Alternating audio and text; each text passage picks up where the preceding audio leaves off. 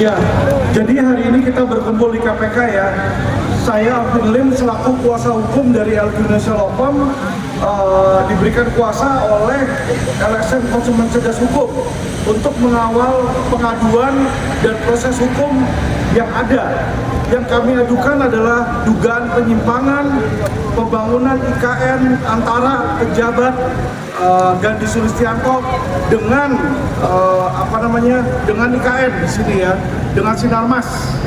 Jadi seperti kita ketahui ada dana transaksi janggal berupa 20 triliun yang dikucurkan oleh pemerintah kepada Sinarmas ya sebagai proyek strategis nasional.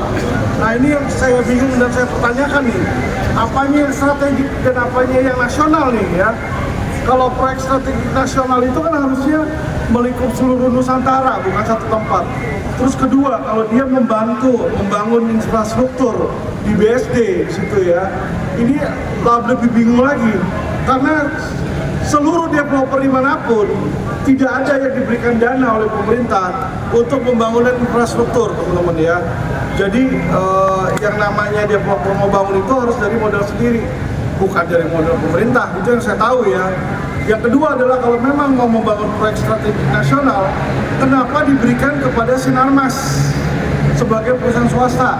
Kenapa nggak diberikan kepada perusahaan BUMN seperti PP, seperti Wika ya, yang punya pemerintah di situ? Ini yang menjadi tanda tanya besar kita. Dan dalam jumlah yang sama 20 triliun dikucurkan ke Sinarmas, tiba-tiba Sinarmas yang merupakan konsorsium dari 9 naga memasukkan dana yang sama 20 triliun ke IKN. Ya kan sama aja kalau saya Sinarmas, saya dapat dari pemerintah 20 triliun, terus saya bilang, saya beli deh IKN-nya, ini 20 triliun.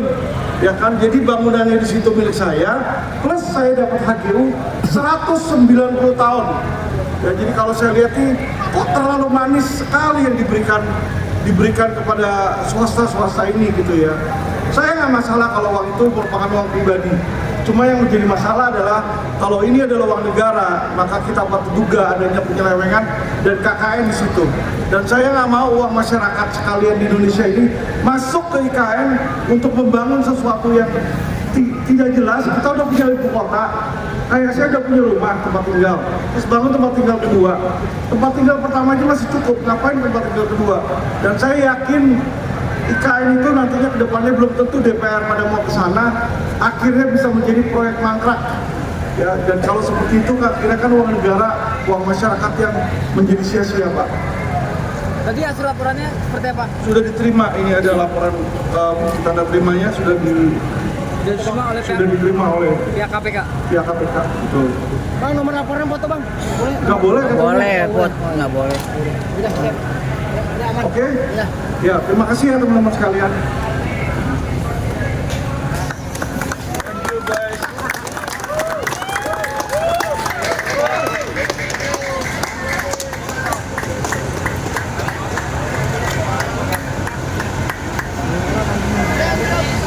Thank you.